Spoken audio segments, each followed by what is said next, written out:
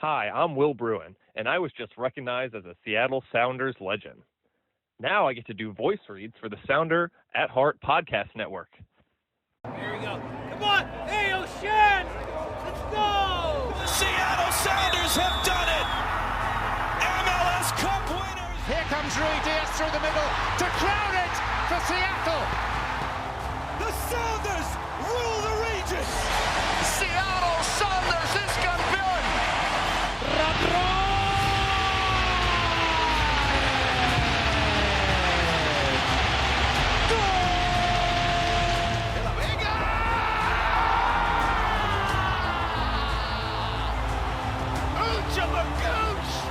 All creatures great and small!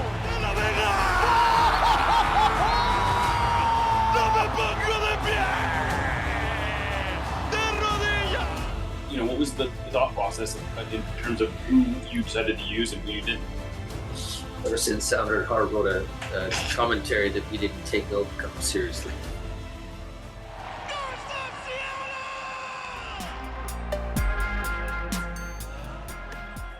This episode of Nos Arietes is sponsored by Full Pull Wines, a Seattle-based wine retailer and proud sponsor of Nos Arietes since 2011. Full Pull was founded in 2009, is based in Seattle, and is owned and operated by longtime Sounders supporters. They offer the best boutique wines of the world to members of their mailing list, with special focus on their home, the Pacific Northwest. Welcome back to another episode of Nos Arietes on the Sounder at Heart podcast network. It is Friday. It is another wonderful winter day in Seattle, and we are back in the Sounder at Heart headquarters in the heart of the International District. It is Friday, like I said, and I am joined by Niko Moreno and Tim Foss for another episode of What We Learned This Week. How you guys doing? Fantastic. I'm doing good, man. I got finally 2 cups of coffee, had some nice little breakfast from our friends at the Waimaian, and I am feeling pretty good. We just had the pleasure of doing the presser, I guess, the opening presser that, you know, it's nice, but, you know, it did feel like we had already talked to Brian a whole lot, but still, you know, it's always nice to get it officially in the conference room, you know, make it nice and pretty. That's right.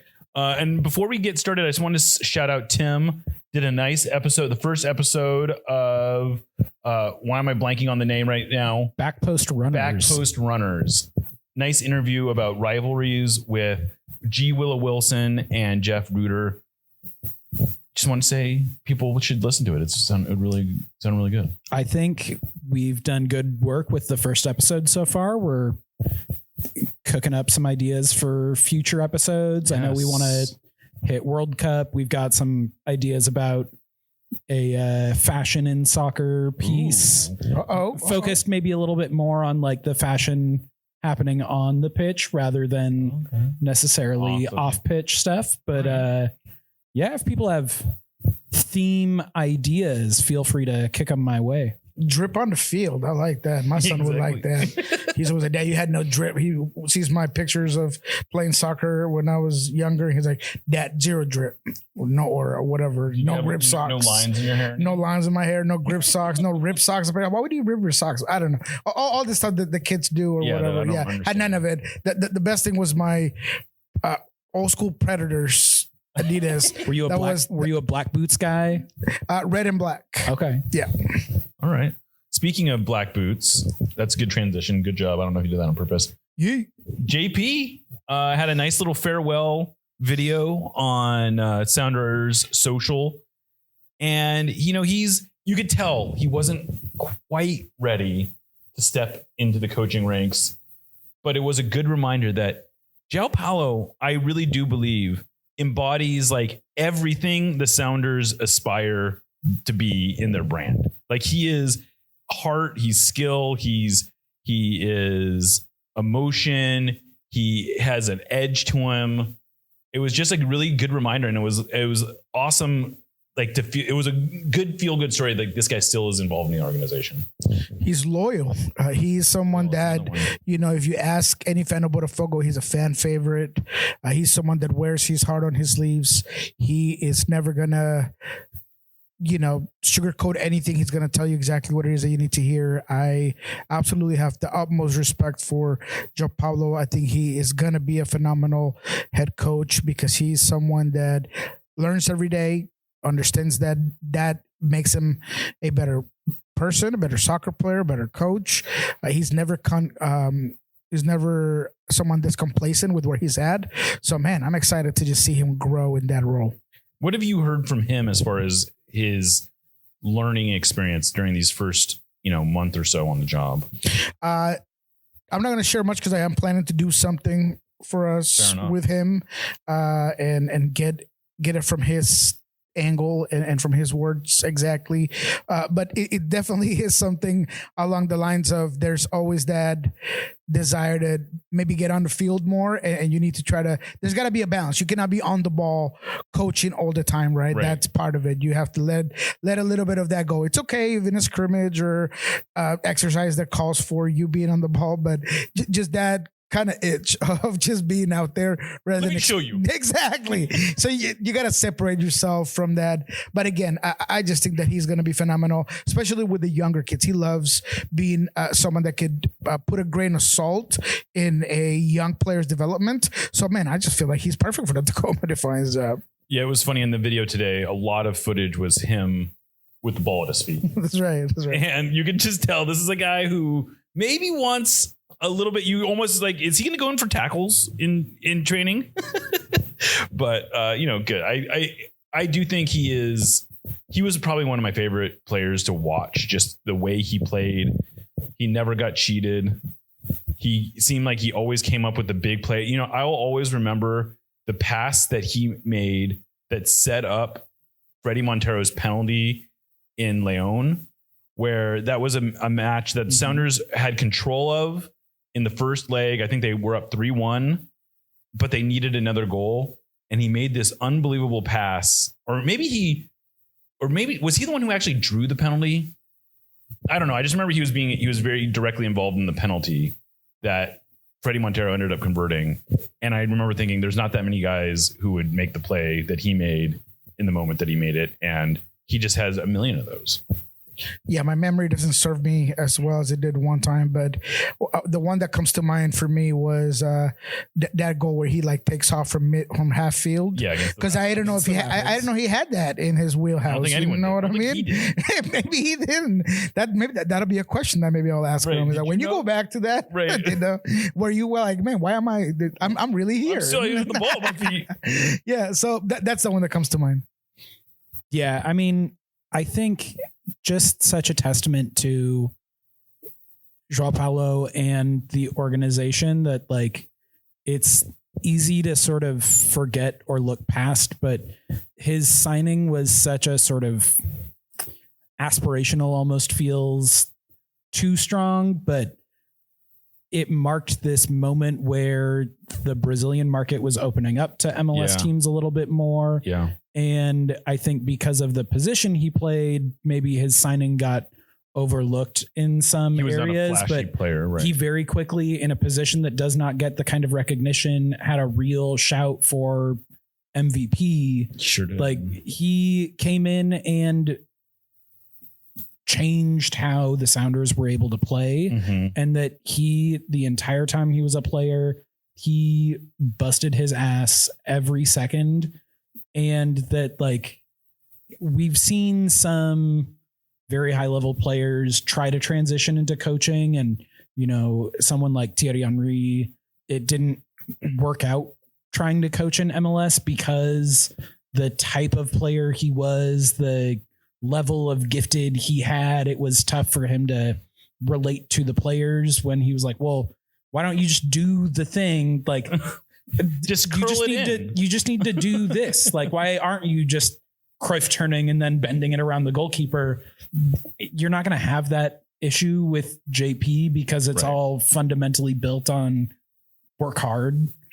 I think just an ideal person to have working in the development pipeline. I'm going to say two things that I'm going to need to say. I don't want to get in this rabbit hole, but what you just said reminded me of something. First of all, him coming here was almost like a plan B, right? Because the Gregory thing fell apart with Bahia.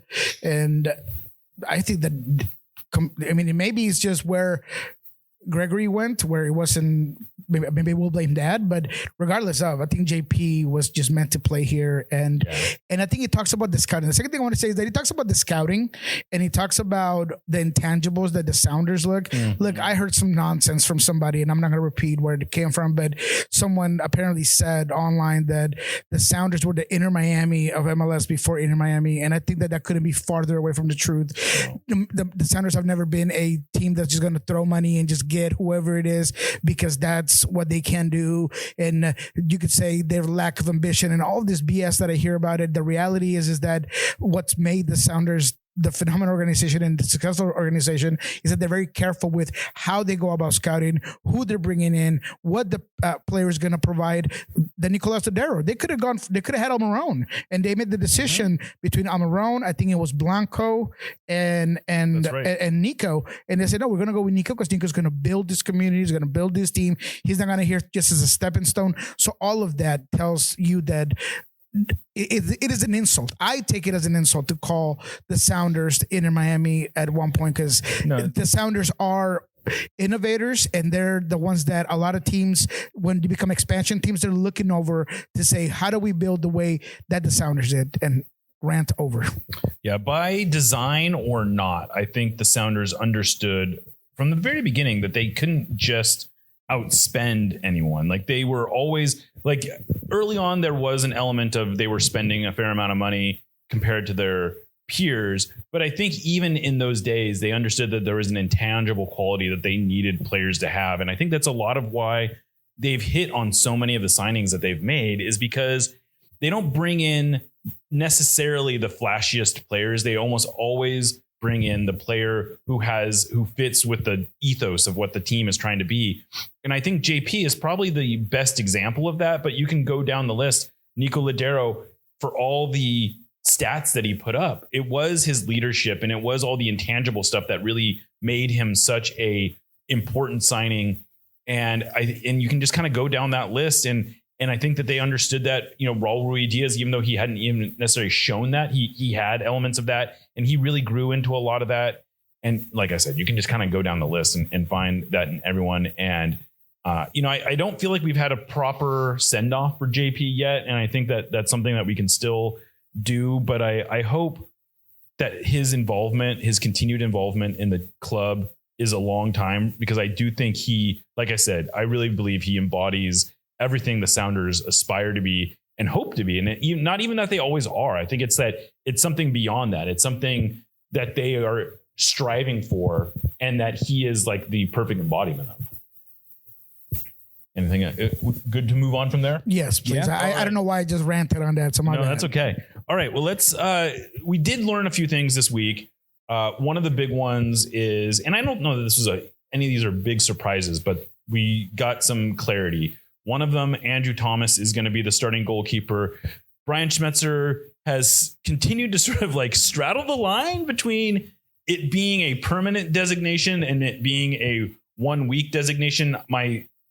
My instinct is that he is sort of trying to let Steph down lightly, which I don't mean that in a derogatory way, but it's hard for me to see a world where, unless Andrew Thomas just completely falls apart, that he's going to surrender this job. I think he's whited, he's probably, even today, Brian Schmetzer noted that for 2 years, he's been a starting quality goalkeeper.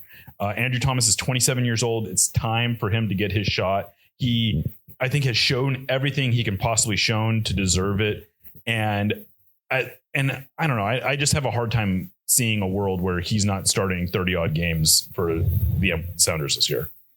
Yeah, I think there's a couple things in what Schmetzer has said prior to today and in the presser today about, I think some of it with Andrew and Steph is, as Schmetzer pointed out today, that some of Steph losing the starting spot, at least for this game, is outside of his control, that it is not a direct byproduct, but it is downstream from him having to leave Spain after the death of his mother, really wanting to make sure that Steph isn't unduly punished for something like that. That's fair.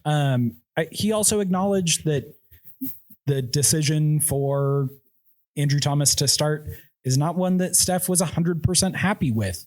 And that's what you want, right? I think on some level.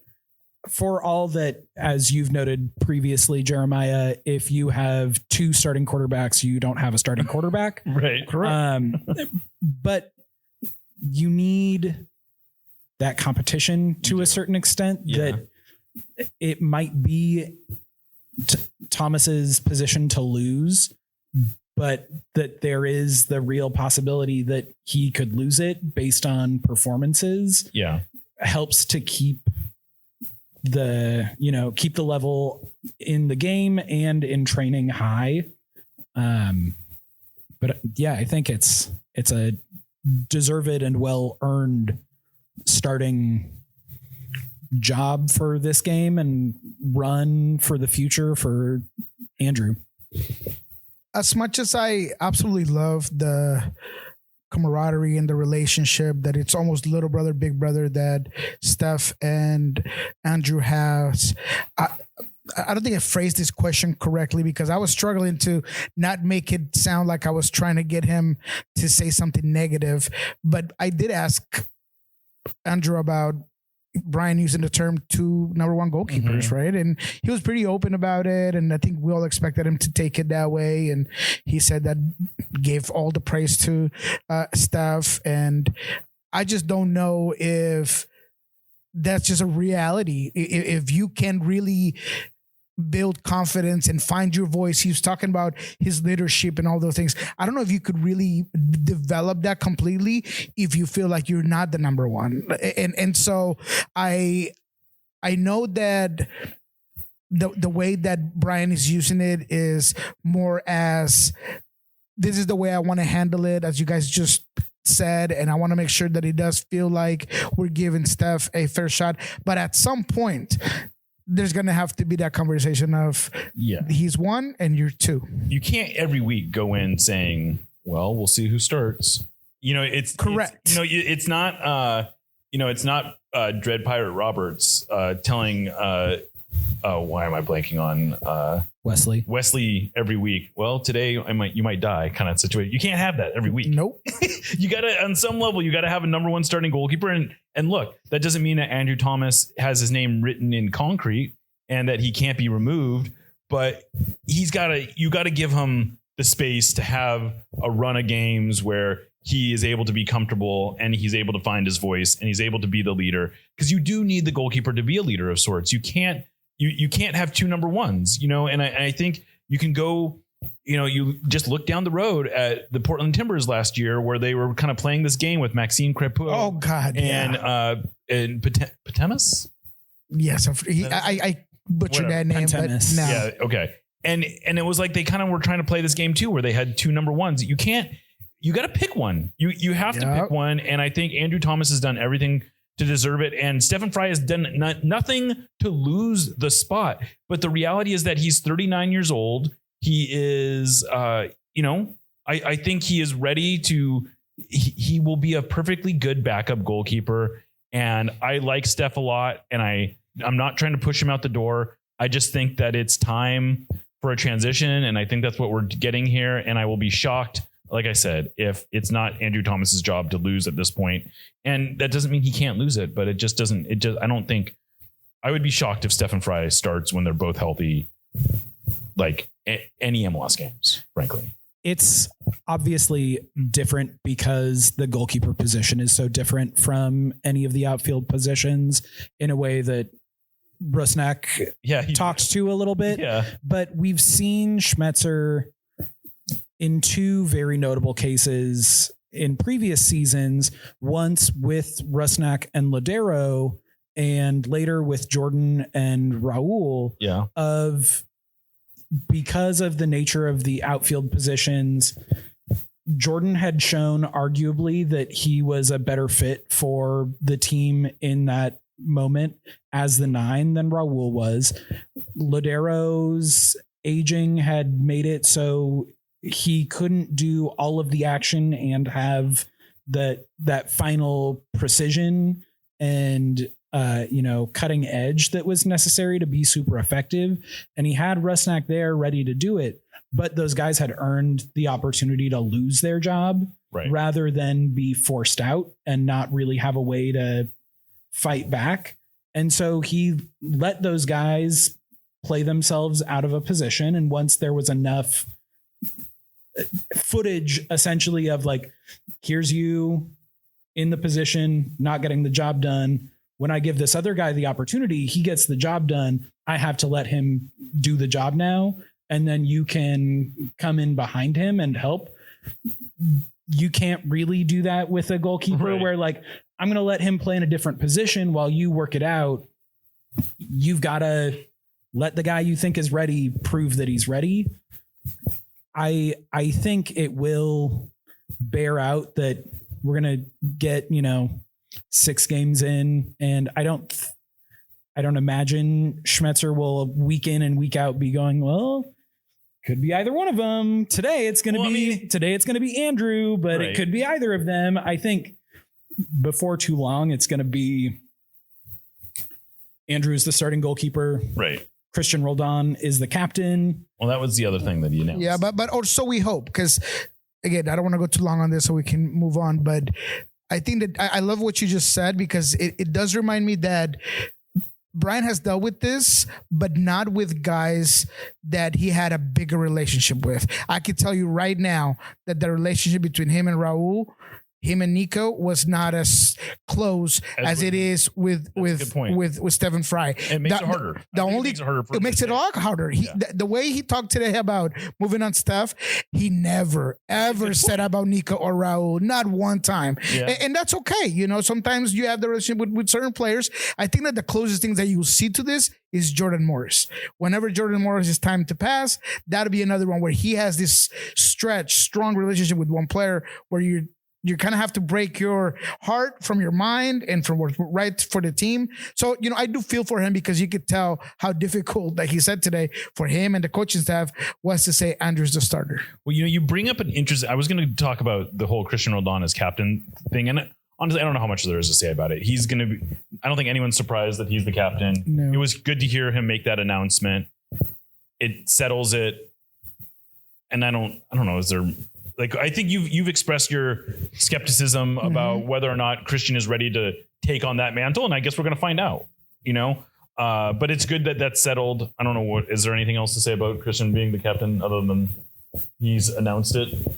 All I would add is that he did kind of throw Yamar's name up there, and and Albert. Yamar was an interesting one. Yeah, exactly. So he put some names out that I do think that he'll have some help as he grows into that position, but I do think that it'll be interesting to see how he handles that responsibility. Yeah. But you bring up an interesting, you brought up this thing about Jordan. And I think that this has been an interesting debate that has not been totally out in the open.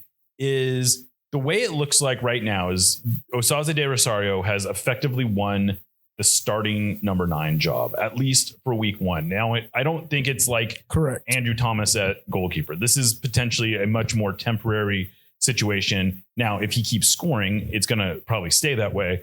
But one of the interesting things, and it's not so much whether Danny Musovski is ahead of him in the pecking order. Do you think Osaze de Rosario won the job over Jordan Morris, or has Jordan Morris just been sort of pushed out to the wing as a way of accommodating another attacking player? I think it's more the latter than the former.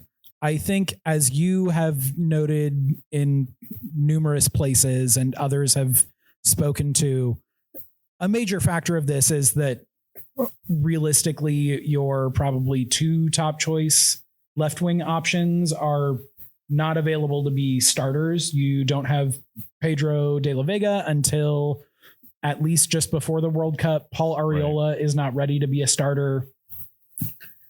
And so then you're looking at, okay, it's like Paul Rothrock you could versus play Paul Rothrock or Georgie, or do you, and especially with the way the team looks like they're building, the way these guys operate, do you play Jordan on the wing there? And sometimes he's a winger, sometimes he's functioning more as sort of a second forward with the, they can play with sort of 3 in the back, and then it's a 3-4-3 or a 3-5-2 shape where Jordan and Osaze are both crashing the posts to get on the end of balls from wider players. I think Jordan offers you a little bit more variety from that position than one of Rothrock or Georgie does. Not to say that they don't offer you something, but I think in this moment, it's more a matter of getting the most talent on the field in a way that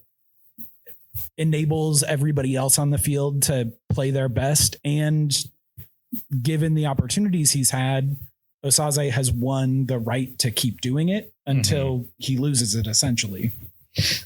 I think it does have a lot to do with I'm not sitting Jordan. And I think what you're saying, it's true. I absolutely agree. I've said it multiple times that the way they play, the way the system works when they're in possession, the way that it works when he talked about it today, Brian did, whether is a Nuhu getting higher or one of the pivots getting on those wide channels or those left pockets and Jordan comes in, he does give you that ability to have a guy that is truly another striker, another 9, and he works well. But the real, I don't know, telling thing for me, and this is Brian being Brian. I mean, he knows and understands that there's a lot of confidence in Osaze, but he said, we gotta keep that tamed. We gotta keep that down, right? So he's definitely passed over to the building Osaze up stage, and now let's hold him down. That's right. So I do think that it's gonna be obviously a lot easier to manage than a goalkeeper because you can move around and you can move the system or whatever. But I think we're going to see a lot of Jordan at the 9 because Brian wants to see Jordan at the 9. Jordan wants to see Jordan at the 9, and you have to accommodate for it. You're going to have to figure out what works best. So I do think it's going to be on a result basis on how well does De Rosario produce. He's been phenomenal in the preseason, but it's a lot different to do preseason, do it on game day. So where does that go? I do think that his leash will be short. I'll say that. I agree with you. And I think this is probably the most fascinating and interesting sort of battle because it has a trickle down effect. And it's, Danny Musovski's involved in this. Danny Musovski's coming off an 18-goal season. We know that he was talking to the Sounders about a contract extension. As far as we can tell, nothing has been signed yet. So that is something that is like hovering in that space. And we know Jordan wants, no matter what Jordan says, we know he's already told us many times over, he wants to play as the 9. He is willing to be a good soldier and play out there for now, but there's going to be constant pressure. Osaze De Rosario wants to be on the field. He is a big personality. This is, I think, by far the most fascinating thing that's going on with the Sounders. And it's going to get even more fascinating when Paul Arriola is fully fit. If Paul Rothrock is playing well, I mean, how long can they keep Paul Rothrock from playing? Like, I don't even know where, like he presumably will play some off the bench, I suppose, in this game. But these are all of a sudden going to be really interesting problems that don't get settled in preseason because you can play 2 games. You can play a 1s and you can play a 2s, and you're not going to be able to do that anymore. And there's not that many competition. Like right now, the Sounders don't have a Champions Cup game for a month almost. So there's not going to be a lot of obvious spaces for rotating the lineup. And I think this is in some ways the most interesting balancing act that Brian Schmetzer has had to do. And because even in the Raul Ruidiaz and Niko Lodeiro things, you could say, well, we're planning for our future. Like whether or not Niko Lodeiro could have started for 6 more months or a year, or whether Raul Ruidiaz could have played another 6 months or a year, at some point you knew the end was coming. And that's not Jordan Morris is in the prime of his career. Osaze De Rosario is just coming into the prime of his career. All these guys need to be on the field. And how is Brian Schmetzer going to balance all that? I think a couple other things that play into this are, they talked during the presser about how they're improving on set pieces on both sides of the ball. One thing, Danny Musovski, 18 goal season, really good performance. He's not good in the air. His aerial duels numbers, both by volume and win percentage, are pretty poor for his position and his size. Osaze and Jordan are both much better.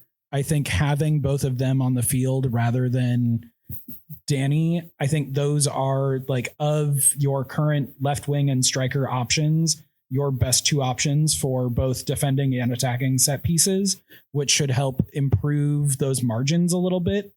That was a lot of, like, just variance issues of getting unlucky on some of those plays. And I think you get a little bit luckier with those two guys.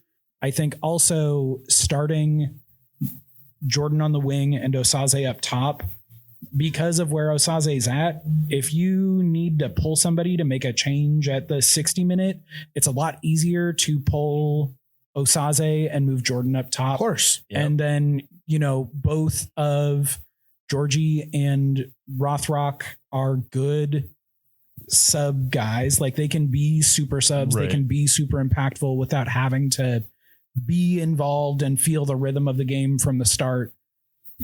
Ariola, whether he is better one way or the other, I also can't go from the start right now. Right. And I think the other thing was Ariola is sort of indicating that he is probably more Jesus Ferreira's backup right now, which at least for the short term makes sense because it clarifies it unclogs the left wing a little bit. Yeah. And it's interesting because there was also mention of Paulo Ariola playing left back, that he started at left back. So what I see is this. Look, there is a world and a universe that would be kind of ideal for the Sounders if this thing works. I do think that what Tim just said is very true in terms of just changing things as the game develops, that it's a lot easier with this formation. But I also think that I've been doing, maybe it's a little too gimmicky, but yesterday on Fox 13, I said that they're like lightning and thunder, right? Because they're just so different, right? Yeah. They're one's quick, one's strong. I mean,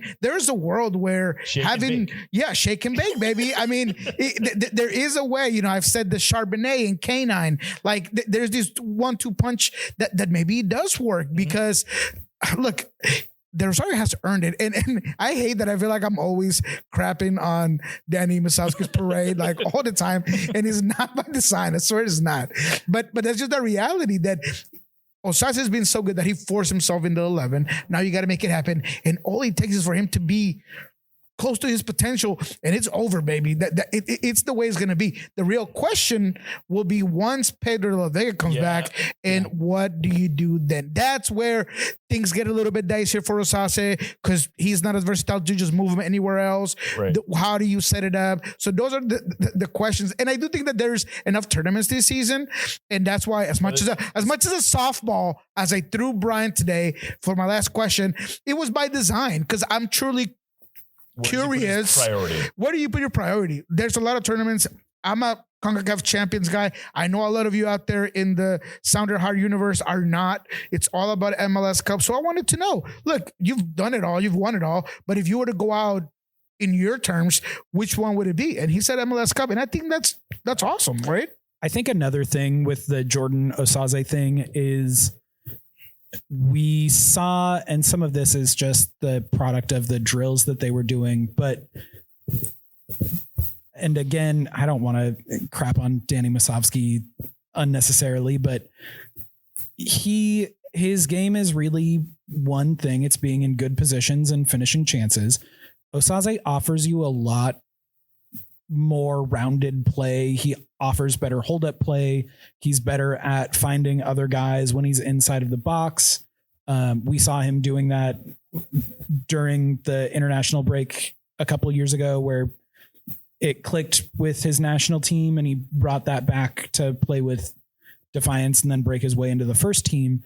But I think Jordan playing on the wing and being able to come in and operate off of Osaze, Jordan's going to have a lot more fun doing that than I think he has with some of the other forwards he's played with when he's been on the wing, where I think it is going to allow him to function a little bit more as a second forward. And for all that he prefers to play as the 9, I think if he's setting up and scoring goals, he's probably going to be okay with wherever he's getting to do that from. And I think he's going to have more joy playing with Osaze, which I think might help alleviate any tensions there. Yeah, that's a fair point. One of the other things I'm just curious of your thoughts on, we also learned this week that Pedro de la Vega is going to be out at least until mid to late May. And that sounds like the optimistic timeline.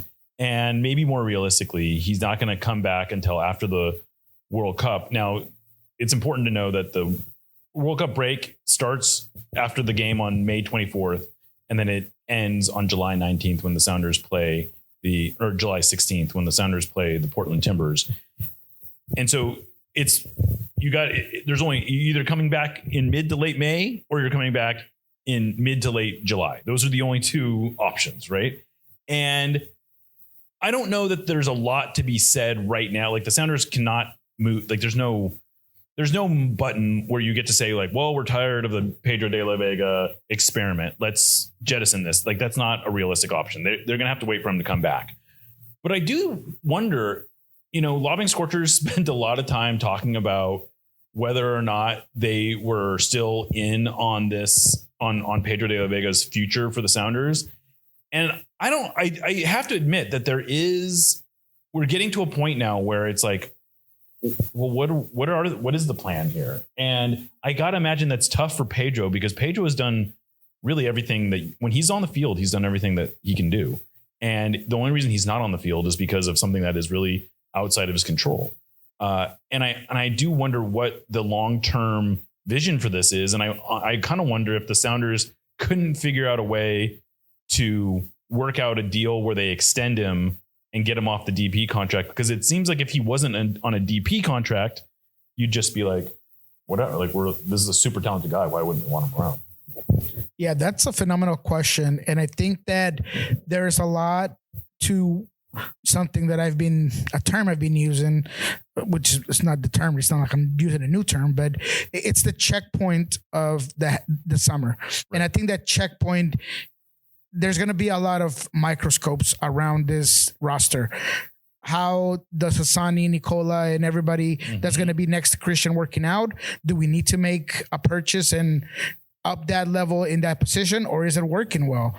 I think on the wing, if you're deciding that you're going to keep Pedro and you're going to extend him, that maybe makes it a lot easier for you to move on from Georgie or, do certain things with your roster. Yeah. Or if you're if you're looking at this roster and maybe things on that left wing aren't quite working, or you decide that maybe Jordan's your guy up top, then do you move on from a guy like Pedro if there's a decent offer? Both you and I have been on record saying that there's been teams interested in him. Now, obviously, that's pre the injury, right? But no one's going to buy him when he's injured. When he's injured. But if that was the case, do you maybe make a big purchase on that side? So I think there's a lot of things that Craig Weibel and the organization need to settle down about the organization, and it's all going to come down to how things are working from here all the way to where that checkpoint is.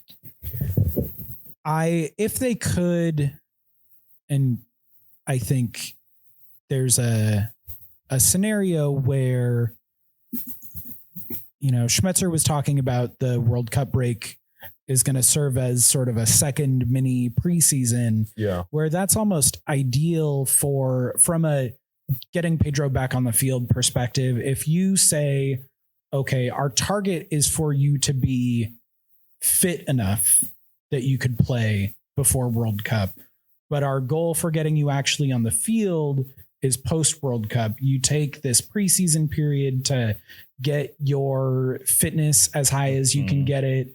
You get him into a rhythm to the extent that you're able to. And then you hopefully have almost the flip of last year where he is killing it and then goes out just before you go into the playoffs. If you can use those last couple months of the season to get him from being fit to in form, and all of a sudden you go into the playoffs and you have Pedro playing at his best, now you're a much more likely team to be able to reach and win MLS Cup. I think before you get to that point, you can hopefully go to Pedro and say, look, it's been rough through no fault of your own. Injuries have kept you from reaching the level that we all know that you're able to consistently.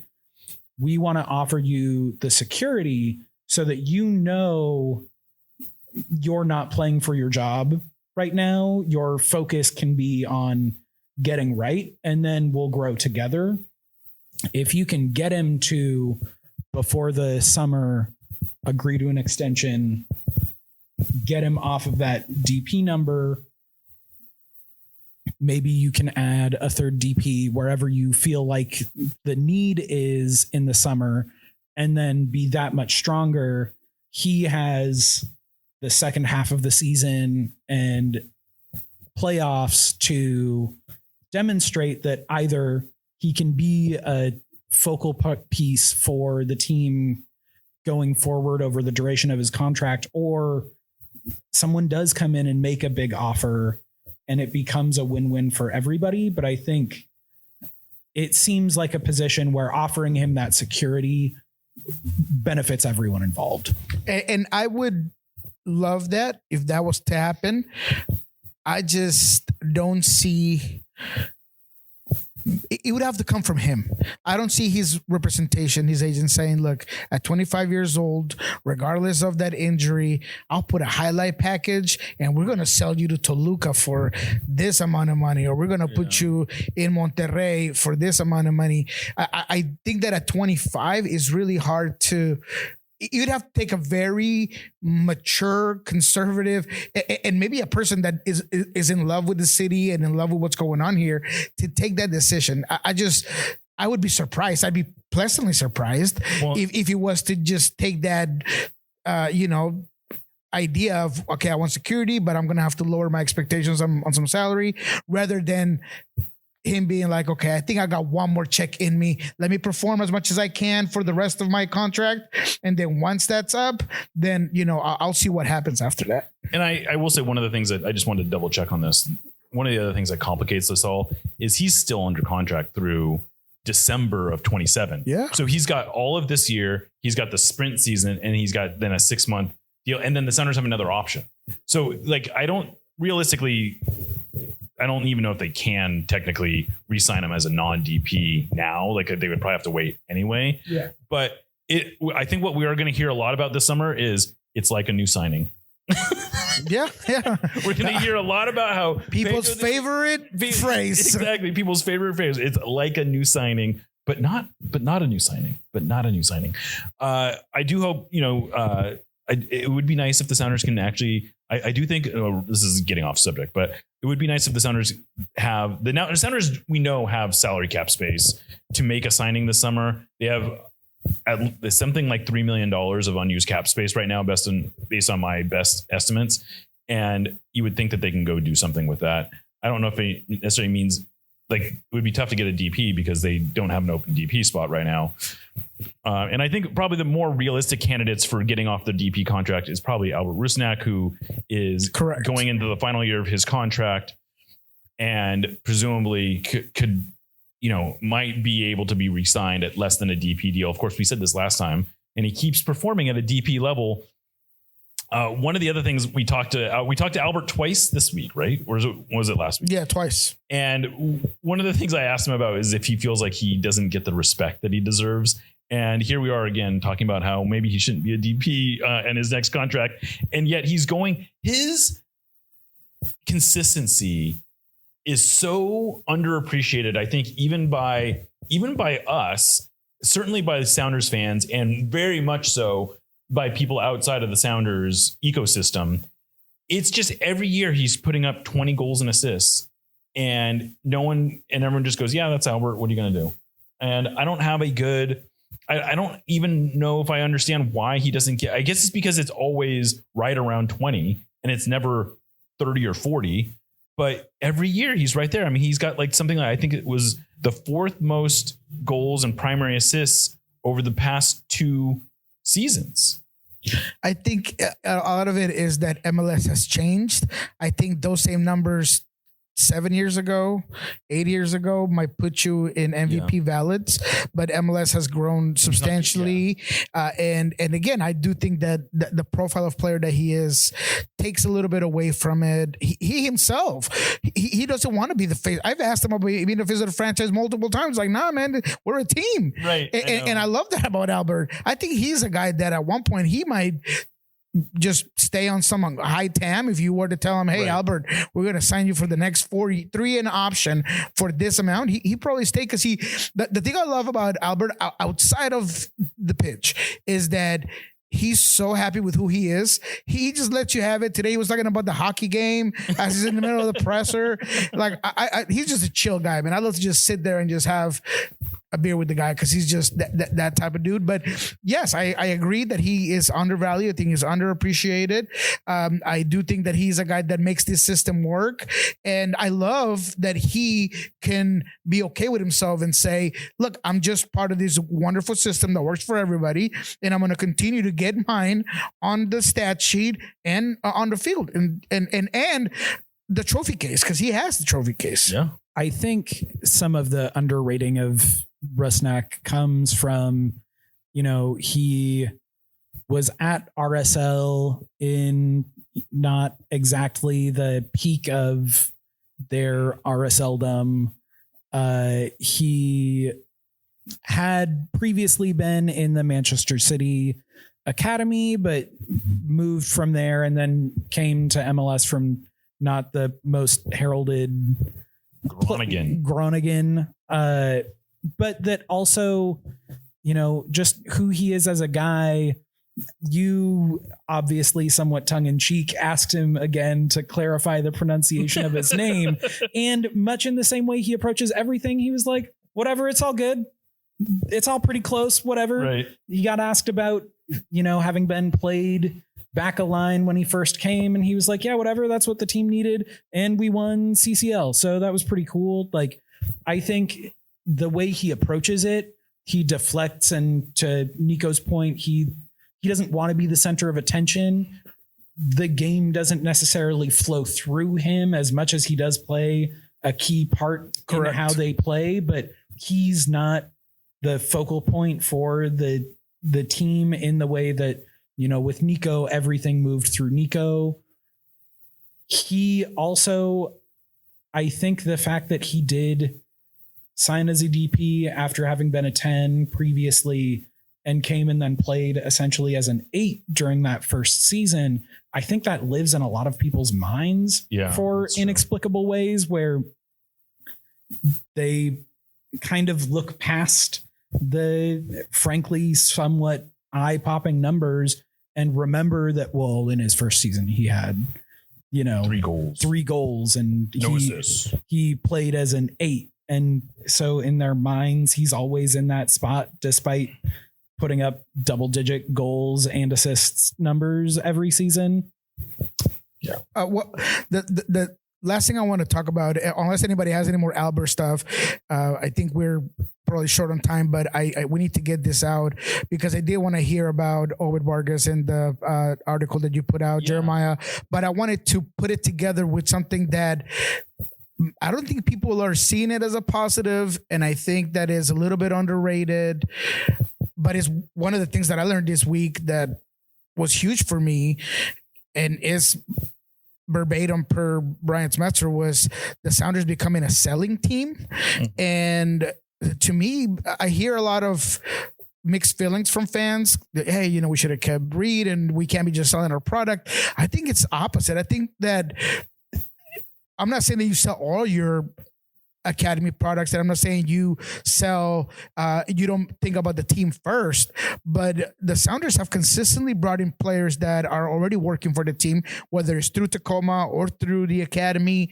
So as long as you keep that going, if you become a team that's globally known for providing product, that has a huge repercussion. I mean, look, if Danny Leyva gets out here and continues to do well and does even better, and Mexican teams start to say, hey, we need to go look at the Sounders and see see what they got. That's a good thing. If Obed Vargas, one of the biggest moves in MLS history outbound, happens to work out, teams in Europe are going to say, hey, we need to be looking at the Sounders. And in every big club that I know growing up, you want to be that team that is either creating players or selling players, whether it's the Porto way, buying them and reselling them, or the Barcelona way, getting them out of your academy, or Real Madrid. So that's a good thing. I don't want people to make it seem like it's a bad thing. Is if you can be that team in MLS that provides this sort of talent, it's great. So I'm rooting for Reed Baker-Whiten to have a good season with Nashville. I'm rooting for obviously Obed Vargas and Danny Leyva, but this is a thing that might work out for the club. There's two kinds of selling clubs. There's clubs that sell their starters and then look for the next guy, and then there's clubs that sell two main types. There's teams that sell players who are blocked by even better players. And with the exception of Obed Vargas, who is a special case, the Sounders are essentially selling their excess talent. The reason that Reed Baker-Whiting was able to be sold is because there wasn't a clear pathway to playing time. It was either behind Nuhu, or it was behind Paul Rothrock, or it was Paul Areola, or Georgie Manungu, or wherever else you wanted to put him. There was someone blocking his pathway. Same thing, Josh Atencio last year. The Sounders would have, he had been moved out of a position to play center back because he didn't have a clear pathway forward. And so someone came with an offer that was good. Danny Leyva, very much the same thing. Like, all these players would have been great to have. They're really nice depth pieces, but it's a totally different equation when you're talking about selling depth than when you're talking about selling your starters. And I think that's a pretty important distinction. And between the four of those players, the Sounders have made between GAM and cash, somewhere in the $7 million range, which is not crazy amount of money. No, it's substantial, though. But it's a substantial. These are things that help you operate. And I think with all of them, they are players who it helps. It does not hurt their ability to win MLS Cup by trading these players. And even in Obed Vargas's case, they already had his ready replacement. They had already signed his replacement. It's all part of the same virtuous cycle that even extends to, Defiance adding a couple of the guys that they've added this offseason, but most recently Mark Bronick, who was a very highly rated player at Union Omaha in USL League One. He won the Young Player of the Year award for that league. And that's essentially on the same level of it's not really a pyramid because you can't move up and down it, but same level as MLS Next Pro, where the Sounders won. Previously, it had 3 outbound player sales that were $1 million or more. All 4 of those players are on deals that could reach that level. But also, you are showcasing to the kids in your academy, the kids in Defiance, the kids you're talking to about coming to Defiance, kids who you're talking to from out of the region or in the region about joining the academy, that if you do the work and you demonstrate, we have a pathway here that we are going to give you every opportunity in the academy at Defiance. You're going to have your chance to try to win a spot in the first team. If you're blocked, we will find you a path to a place that is going to be a good fit for you. I think all of those moves are great fits for the player on top of being good deals for the Sounders. Like, I think there's a very real chance that Reed could win a starting spot in Nashville. And with the moves they've made in addition to him, that's a great place for him to be. Danny at Necaxa is a great spot. He looks great and he fits really well in that team. Josh, it hasn't worked out ideally, but he's a starter. He's a starter and has space where he can be a very good MLS player there. And he just was blocked here. It is, by doing those things, you can make a stronger case. You can bring in higher quality players. You are filling the pipeline with increasingly talented players who then are competing against each other and making each other even better. it only makes the team better. It's a great point. I didn't even think about that, but I was just talking to someone within the organization, and they were saying that they want their youth development to not be, like Dallas, where it's like 13, 14, 15, season 17, 18, they got all this bulk. They want to be able to focus on X amount of ages, be able to provide some really good talent. And just like you said, he mentioned, look, we got a guy like Sadness Gallatin, where, he's already in the starting, he's practicing with the first team. He's been in the first team in Spain, all of these things where there is a clear pathway if you're performing, if you're doing well. And that goes along with everything that we just talked about, those opportunities to be sold. Because it's saying, if you don't find a space here, we're going to do right by you by putting you somewhere where you are going to perform. Absolutely. Well, what I do want to do is talk about the Obed Vargas situation, but I want to talk about it after the break. We have an interview with Steve Cangelosi, who is the play-by-play announcer for this weekend's game against the Colorado Rapids. So we'll take a break. We'll do the Cangelosi interview, and then we'll come back at the end of the segment, and we will kind of talk through this Obed Vargas thing and get out of here. You're listening to Nos Arietes. Sounder at Heart has been around in one form or another since 2009. In 2026, though, we make a pretty significant evolution when we go analog. Yes, that's right. In the year of our Lord 2026, we are publishing a real-life magazine. We're calling this thing 4, as in Sounder at Heart 4.0, but we're stylizing it as IV because we absolutely love Roman numeral. And if you want to refer to it as IV, that's cool too. The first issue has a comic book style cover that was hand-drawn by local artist Kevin Newber. Features by Tim Foss, Susie Rance, and Charlie Boehm, a statistical deep dive by Kat Bush, a Q&A with Brian Schmetzer, a column by G. Willow Wilson, and photographs by Noah Reif, Max Aquino, Mike Russell, and Jane Dershowitz. I could not possibly be more proud of the work everyone put into making this, and I think you're going to absolutely love it. If you'd like to get your hands on one of these limited edition copies, we're currently selling them for $15 on our website. Get yours now. Nos Arietes, admittedly, is not exactly known for our spicy takes, but that doesn't mean we want our food to be mild. Spice up your life with Haxon Ferments. Handcrafted in Georgetown and made with the best local ingredients from across the Pacific Northwest, they specialize in unique small batch fermented hot sauces and vinegars. Haxon Ferments brings bold flavors and natural fermentation together for something truly special. Whether you're a heat seeker or just looking to elevate your cooking, you'll find something you love at haxonferments.com. That's HAXANFERMENTS.com. And right now, if you use the code SOUNDERATHEART, that's all one word, at checkout, you will get a free hot sauce with your order. Again, go to haxonferments.com, use the code SOUNDERATHEART at checkout for a free hot sauce with your order. Haxon Ferments is a proud sponsor of the Sounder at Heart podcast network. Welcome back to Nos Arietes on the Sounder at Heart podcast network. I am Jeremiah Shan. Joining me right now is Steve Cangelosi, the play-by-play announcer for this weekend's Sounders Rapids game. Welcome to the show, Steve. This is a first for us. Yeah, and a first for me as well. It's great. You guys do great work. I follow it as much as I possibly can in a league with 30 teams, of course. Yeah. Sometimes that's not easy. I'm excited to get out to Seattle because I know everybody wants to get to Seattle to witness the seafood. I'm a New Yorker, but the secret that I found out, one of the great Italian restaurants in this country is in Seattle in Assaggio. And I'm not going to have a chance to get there on Sunday, but on my next trip out, it's going to be appointment eating for me. Yeah. Well, that is, I know there's some good Italian spots here. I'm going to be honest. I'm a little nervous. About the idea of a New Yorker coming to Seattle and eating Italian food, but hey, I know there are some good Italian places over here. So I'm happy to hear that. Good to know there's good reports. Yeah.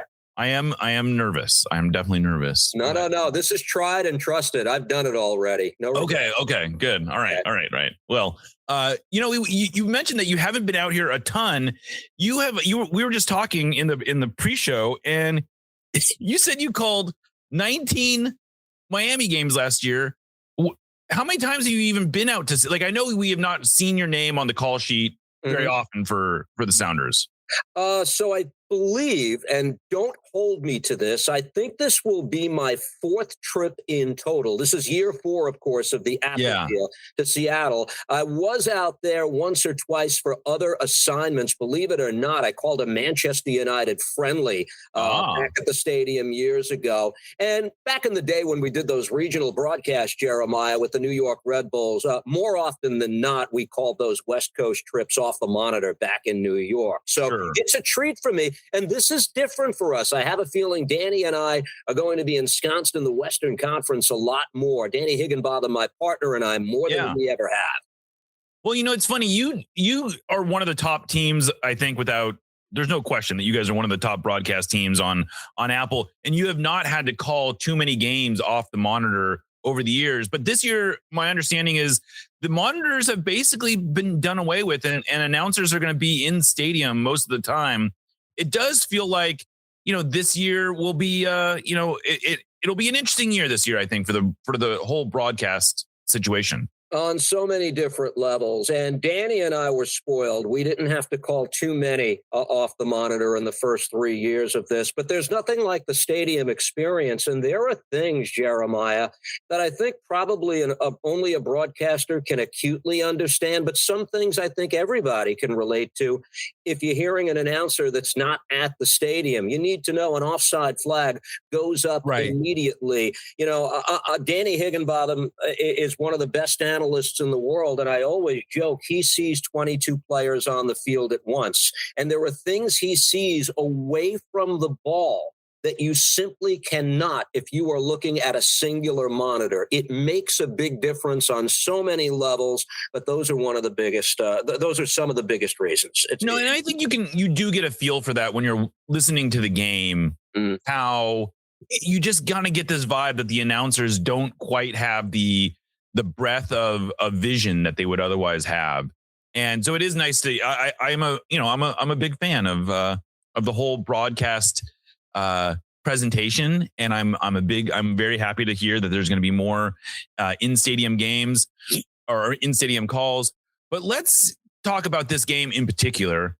You've had a chance to talk to the new Rapids coach, Matt Wells. He comes from Tottenham Hotspur. What have you learned about him? What's his approach going to be? It sounds like it may be a little different than previous Rapids coaches. Oh, without question. And it'll be a much different approach from Chris Armas, who's now coaching in the NWSL, by the way. What stood out to me in the conversation with Matt, and I'm not the only one he said this to, is he wants his team to be the protagonist. And it'll be interesting to see a possession-based team now in Colorado. Now, it's not going to relate to the season opener that we're going to watch on Saturday night in Seattle because the game is at Lumen Field. However, what I think you'll find is a coach that wants to use altitude to his advantage. And his philosophy, I believe, is that when we're on our home ground, we want the opposition to get exhausted chasing us. So I think you'll see a team come out of the gate, start to employ a more possession-based style tomorrow, and how Seattle counters that will go a long way in dictating the result of game one.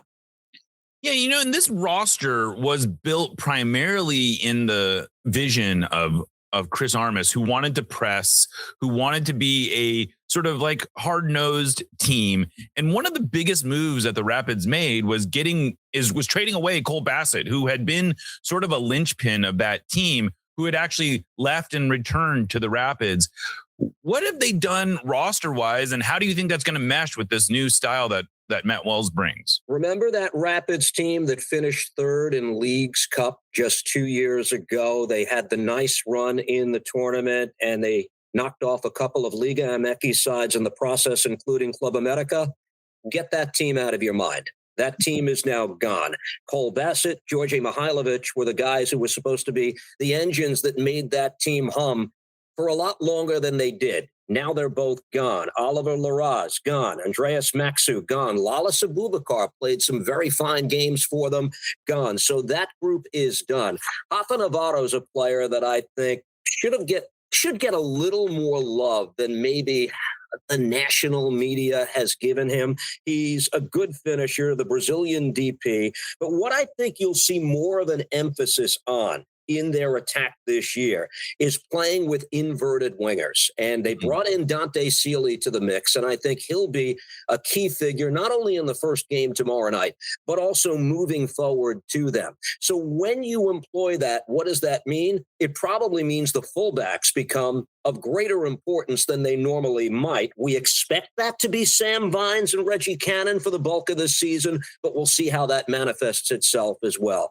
Change in the air, new coach, new ideas, and quite frankly, Jeremiah, that's one of the themes of this season. We have 9 coaches new to the seat to start this year. And remember, this is also a unique year in Major League Soccer where we're going to have something close to a 7-week break in the middle. Those teams that don't do the things that they're expected to do between now and May 24th, when we start that World Cup break, we're in the most impatient era in MLS, maybe ever. You just know there are teams that are going to reset, and some of those resets will involve coaching changes as we get to mid-year. To me, that's something I expect to happen. Yeah, and Matt Wells, I believe, is going to be the youngest of these new coaches. I'm not sure. 37, yeah. 37, a child, really. For someone like you, people like us, I think we can say that. That 37 is a virtual child, right? But what do you? I mean, did you get any sense from him of what it's like to be a young coach in MLS? He put it this way, and I thought this is something I'm going to impart on the air on Saturday night, and I'll do it here for your audience. The biggest change, and I put the question to him this way, because I've had this conversation with other young coaches. What's the big difference being a career assistant? That's the other wrinkle in this. He's never been a full-time manager, a head coach. They look at you differently when they know you're the guy that makes the lineup. And the frustration that he explained that he had, now he was at Tottenham under some heavyweight head coaches, okay? He's not coming from some secondary league in some pocket of the world. But he did say the last few years that he was an assistant coach, he had ideas he wanted to employ. And sometimes the great frustration is that those ideas cannot get enacted because the buck does not stop with you. So the weight that's off his shoulders now is that there's a lot going on up here in the head, and now he has the chance to see that play out on the field. I don't think that makes him unique, by the way, but here he is coming to MLS in what he believes will be stop number 1 of a long and fruitful career. He was impressive when we spoke with him. Well, that's good to hear. I think that's one of the things that's been fun about MLS is that you can bring in coaches that have different kinds of ideas, that there's not necessarily that we don't, I feel like MLS is especially recently gotten better about not having sort of just this conveyor belt of the same coaches who just come and go in and out. It's becoming a more worldly league. It's always been a worldly league in terms of the players, but it's becoming, we're bringing in more foreign coaches, and those coaches sometimes come here and leave an amazing legacy. And sometimes they come back. And I think it's feeling like a proper, like a proper rotation. Well, Jeremiah, look, think about where we are right now. And, the Apple deal probably plays into this a little bit because this is a league that's accessible anywhere across the globe practically. So that connection is probably stronger than it's ever been. And the connection gets stronger when a player like Obed Vargas goes to Atletico Madrid, one of the giant clubs in Europe. I think that's good for the Sounders. It's obviously good for Obed. But I think coaches and sporting directors and general managers throughout the world all take note of that. And I can't put a price tag on that kind of thing. And hopefully he does well playing in La Liga. I think he started already once for them, hasn't he? I don't think he started, but he's played 3 times. Okay. He played in 2 La Liga matches. So it's been a good, it's been a good start. I think it's been, there's not that many examples of players going from MLS directly, not just to being under the contract of a big club, but actually getting on the field for a club as big as Atletico. I mean, it's like Tim Howard, Alphonso Davies. And then I'm not sure when you're talking about clubs the size of Atletico Madrid, there just is not lots of Chelsea has signed lots of MLS players, for instance, but very few of them have gone straight into Chelsea. Yeah, Matt Miazga, I remember, got the move to Chelsea. Gaga Slonina. A lot of them. Hey, for the longest time, I remember the two biggest. I'm dating myself here. Forgive me, everybody. But for the longest time, probably the two most prominent transfers in this league were Clint Dempsey to Fulham and Josie Altidore to Villarreal. And I think those moves, if I'm right, my math is memorized correctly, it was $2 million for Clint and $4 million for Josie. Think about where we've come now. Moves that have dwarfed that now several years later. It is pretty wild. But, just to circle back real quick on the unique nature of the structure of the league this year, where we have basically half the season before the World Cup break and then half the season after the World Cup break. And one of the things that I think is really interesting about that, aside from it being broken into halves like that, is that the summer transfer window almost always ends with just, 10, 12 games left to play in the season. Yeah. This year, the transfer window opens with half the season left to play. I mean, that has to sort of change the approach. I mean, teams can really go into this break, and as much as there is going to be an emphasis to put yourself in as good a position as possible, there's also going to be this knowledge that they can sort of remake their team if they need to, and they're going to have, a virtual off season to do it. How do you think that might end up playing out? A bunch of us were asked to give MLS Cup predictions about a week and a half ago. Okay. And you may or may not have noticed, I actually picked Seattle to beat Miami. I did not notice, but I need to go back and recheck those. It is the most ridiculous exercise of which we are asked. We are asked to pick a game in a matchup that we don't know what it will be 9 months from now. And to your point, the question that you have put forward, with players who have not even arrived in the United States in all likelihood, who will be on the field for two respective teams in MLS Cup. So I think, look, the importance of general managers and sporting directors in this league, it's obviously been imperative. The best ones put winning teams on the field. I don't know that that's any more or less stressed as we look at what a transfer window might be this year. But how many examples have we had of guys who come into this league and only have a handful of games to find their legs, to find their footing, chemistry with their teammates before the playoffs roll around? I'm going to bring my Red Bull experience into this a little bit, okay? Bradley Wright Phillips came in, first season, scores twice upon his arrival, and there are people thinking this is a bust. He's anything but. He becomes one of the most prolific scorers in MLS history, and a guy who scored more than 100 times for his club teams in a great, great career. So what I think you'll get are players who do arrive this summer with perhaps a little bit more time to acclimate and make a true difference by the time the playoffs roll around in Major League Soccer. And then our universe changes, by the way, in the summer of 2027, of course, because then we're on the same calendar as everybody else. And I think then you'll see whatever talent is available to MLS really start to come to the forefront at that time. Yeah, I'm not the first person to say this, but in a lot of ways, we've already sort of passed the Rubicon in terms of MLS. We have now stepped beyond the last time that we will have a quote unquote normal MLS season where it plays out sort of on the calendar that we're used to, that plays out at the cadence that we're used to. And this year is really the first of what will be at least 3 successive seasons that feel very different from one another. This year we're going to have, a season that is split essentially in half, where we have half the season before the World Cup and half of it after. Next year is going to be a so-called sprint season where we only play 7. I think there's only supposed to be 17 games in the regular season or something like that before they go into the playoffs. And then, of course, in 27-28, we'll have the first new schedule where we play across 2 calendar years. It's an exciting time to be part of MLS.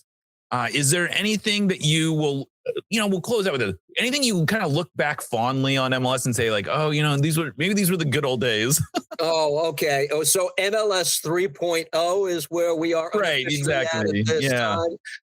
Look, my affiliation with the league is longer than most. I started with the Red Bulls broadcast team on the MSG network in New York back in 2002, okay, which was also a World Cup year. So the story that I like to invoke describing that year, the United States, of course, goes to the World Cup, South Korea and Japan, makes an exciting run to the quarterfinals. We're celebrating the game for the first time in a long time in this country. Clint Mathis, who's the most prominent player on the Metro Stars at the time, scored a goal against South Korea, terrific goal. Yeah. Comes back, stands on the sideline, gets ready to come in to big applause in the second half of a game at the old Giant Stadium until the fourth official looks back at the game sheet and says, "You're not listed as an official sub. Go back to the bench." Clint is beside himself. I'm the sideline reporter at the time. Nobody in the stadium understands what's going on until I connect dots. I get a look at the sheet myself and I say, oh my, his first game back from the World Cup, he was left off the team sheet by mistake. The coach at the time goofed. Octavio Zambrano felt bad about it for the longest time. So that's where we were, Jeremiah. We are now in a place where Messi's scoring bangers and finishing this and that, and Robert Lewandowski might be coming over the summer for all we know. Talk about transformation, right? Yeah, no, it's been remarkable. Even I've only been covering the league since 2009. And it is in a lot of ways almost unrecognizable, even from 2009, to think about where it was then and where it is now, and certainly where it's going. It's been fun, and I'm excited, but I also can't deny that there's some nerves that go into, you've come to love something, and it's going to change, and but it's been fun to be on the ride. It's great having you on this show with us, Steve. Good luck on the call. Hopefully you get some good Italian food, maybe maybe some other good fun stuff. You're not going to be here too long, so no, less than 24 hours, as a matter of fact, because I'm red-eyeing home and getting in the morning of the game. But I am coming back in short order, and that's when I'm really going to get the Seattle experience fully. Yeah, if you're here a little longer, I'd love to take you out for a drink or something, and show you some other parts of Seattle that maybe you don't otherwise get to see. But fantastic, love it. Steve, thanks a lot. Of course, you can listen to him on the Apple TV broadcast on Sunday. Sounders, Rapids. Thanks for doing this, Steve. Take care, Jeremiah. Stop by, please, in the booth. Bye-bye. Absolutely. Welcome back to Nos Audietes. Hopefully you enjoyed that Steve Cangelosi interview. I think he gave some good insight on what the Sounders are going to be facing this weekend against the Colorado Rapids. All right, so we've talked about that. Niko and I have talked about the Obed Vargas situation a lot. I was able to finally put some of that in print. The broad details that I was able to confirm are that the Sounders got $2.5 million up front, essentially or guaranteed for Obed Vargas. And then they keep 40% of his potential transfer, which is a whole lot. In fact, it's so much that Atletico Madrid has the option to buy back essentially half of that for another $1.5 million. They have to do it, I believe, by within a year. They have an option to buy that at 1.5. You have to assume that they would exercise that, especially if Obed is playing for them and doing all kinds of other stuff, because that's it's a relatively cheap option that they can buy. So that would leave the Sounders with $4 million and 20% of his sell on. And then there's some other incentives. But then I also got into some of the other details about this transfer. And I think it was important to bring to light that this was not a totally simple thing, because I think there was starting to be some perception that it was like this fell on the Sounders' lap and they just, they kind of lucked out. But from that's I can tell, and I don't know, maybe you've heard the same thing, Niko, or something different. There was still a lot of work to do to actually get this over the line. There was from the very beginning. There was a lot of people to please when it came to getting the deal done. I do think that essentially his representation painted this deal their way, and the Sounders being the club, I don't think that they have necessarily been able to say otherwise, but I think both you and I, with information that we've gathered, have seen that it was the Sounders who ultimately put this thing together, kept it together, kept it in the negotiating table, because it was very easily for this thing to fall apart. Yeah, and it seems, and I don't want to paint anyone with too negative of a brush, because the reality is that Obed's agent was doing his job. Obed's family was looking out for Obed, and Obed was, also looking out for himself. And I think everyone was sort of behaving rationally as far as whose interest was front of mind. But I do think it led to some, like at one point, Obed's agent basically was telling prospective teams, don't worry about a transfer fee. He's going to be a free agent at the end of 2025. That was never true. He had an option. FIFA has over and over again upheld those, as much as player agents don't like it, and as much as anti-competitive, and as we can get into the fairness of team options. The reality is that FIFA has upheld them, and the cases where teams have ignored the team option, or that players have ignored the team option, and it ends up costing the future team more money because they end up having to pay fair market value anyway. We've seen this kind of play out, and in some ways, I think Obed probably got lucky that didn't get pushed to the boundary, because if, for one, I don't know that a club like Atletico Madrid is still interested, because they, first of all, know the deal. But if they had signed him, they might have ended up having to pay like $10 million instead of $2.5 million. So it ends up being, I think, better for everyone's interest. But I don't know. Can you share a little bit about what you've heard on the inside? Because I know you've talked to Obed's people a little bit more over the last couple of years. There seemed to be some real frustration on their end that the Sounders weren't doing enough to get a deal done.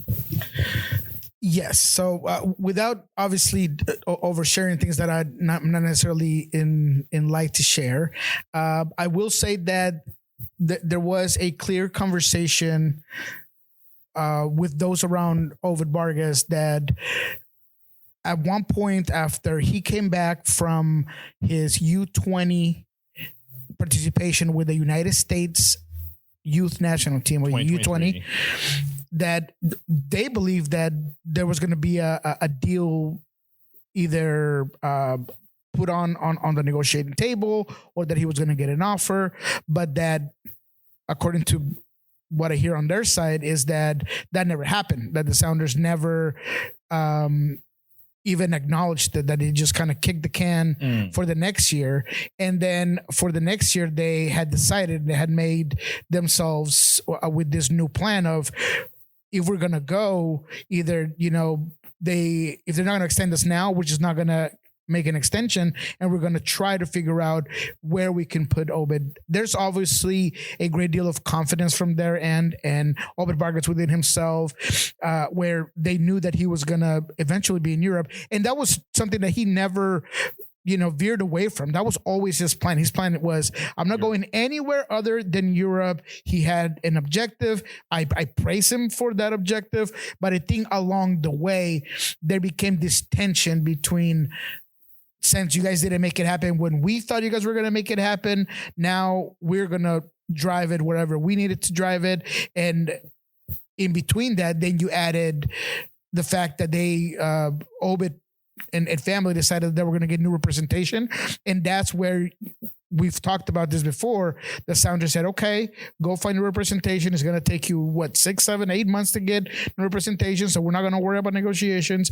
They allow them that. And then once this new representation, because it's like a firm, they came to back up Obed Vargas, it became even more of a difficult situation, because they had an objective. They knew that they could put him somewhere else.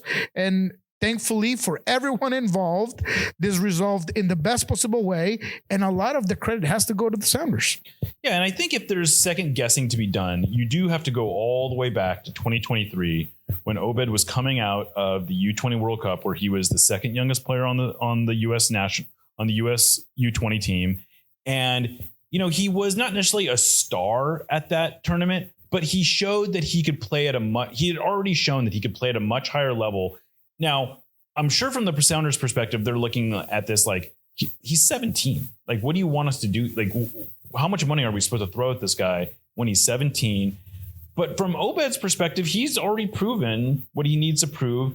And so I think that if you really want to zero in on when this whole thing fell apart, I think it is important to see it, because you can really see it from both sides at 2023, where he's coming out of the U20 World Cup saying, hey, I just played in the U20 World Cup. This is a new benchmark. Why am I not? I deserve something coming out of this. And from the Sounders' perspective, they're like, bro, we got you on a contract for 3 more years. Like, let's let this thing settle down. And by the time the thing settled down, the whole situation was different. And I think that if there's something that the Sounders learned from this, it's that you can't afford to just say, we've got you under contract for X more years. We don't want to talk about this. If there is and especially because he was on what, $90,000 or something at the time. I think that probably warranted some negotiation. And, there was probably some naivety on the Sounders' part too, where they were saying, at least during the period where he wasn't, where he was looking for representation and they sort of backed off. That's probably a little too passive. Absolutely. And that's part of it because I want to hear Tim's point on this.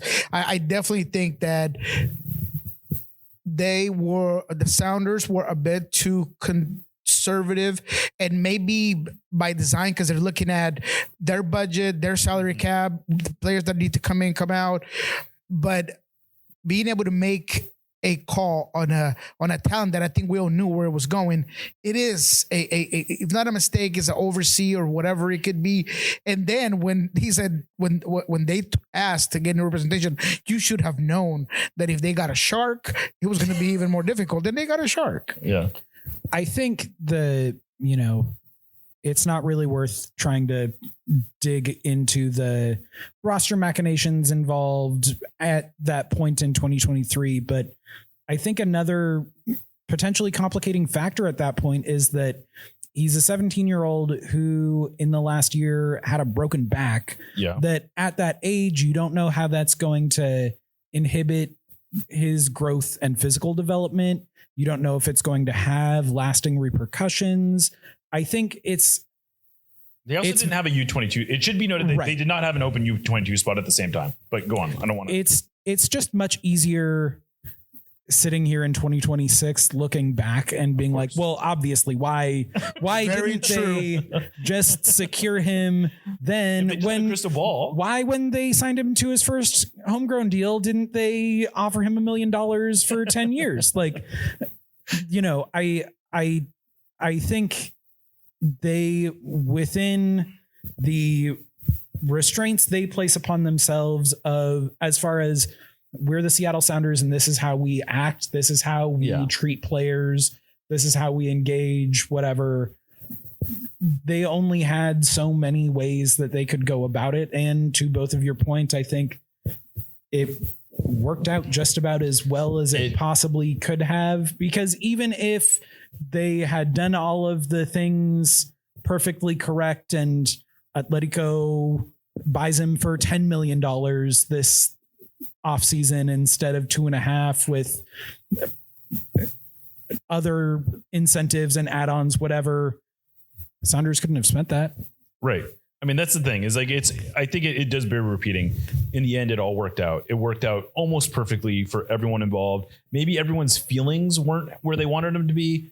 I know that there's people in the Sounders office that have these same mixed emotions that on one hand, look, good for the kid. He's where he needs to be. Good for us. We show that we can move someone to Atletico Madrid. We have a succession plan. We can go out and try to find the next Obed Vargas. We don't have as much money in our pocket, but that money was going into ownership's pocket anyway. And, it would have been up to them how to spend it. And hopefully the next time the Sounders need to spend a bunch of money, ownership is willing to open the wallet and spend it. And I think that is sort of like a good place to end the discussion on. It ended in the right place.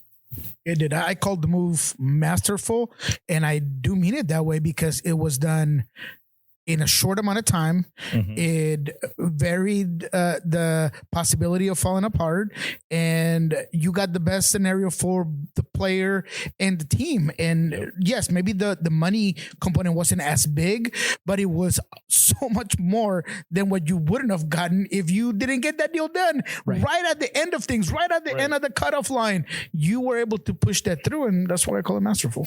I think one other thing that has come to mind a couple times for me around this deal, especially since your piece published, Jeremiah, is that we know in MLS clubs who are a pain in the ass to deal with for other clubs in a player market sense don't get dealt with because it's not worth the hassle. For all that football covers the whole globe, it's still a relatively small world, especially once you move into the upper echelons. All of those clubs know each other, know the agents, whatever. If you and your agent get a reputation for being difficult to deal with, it makes the rest of your career just that much more difficult. I think the fact that for all that it was tumultuous, that it reached a completion without too much difficulty or nonsense, even if there may have been some. I think, again, the nonsense that happened was well within the range of normal. Sure. But I think, that it didn't become a protracted thing. It wasn't a huge distraction. Right. The deal got done, I think, again, works to everyone's favor. Absolutely. Well, I think that's probably a good place to call this. You can, of course, follow Niko on Blue Sky at El Rolo NW. You can see him on Soccer Down Here. He's still doing Lobbing Scorchers. Tim Foss, you can read on Sounder at Heart. He just started Back Post Runners, which is a really awesome addition, I think, to the Sounder at Heart podcast network. Thank you guys for doing this. I am Jeremiah Shan, signing off for Nos Audietes, part of the Sounder at Heart podcast network. We'll catch you next time.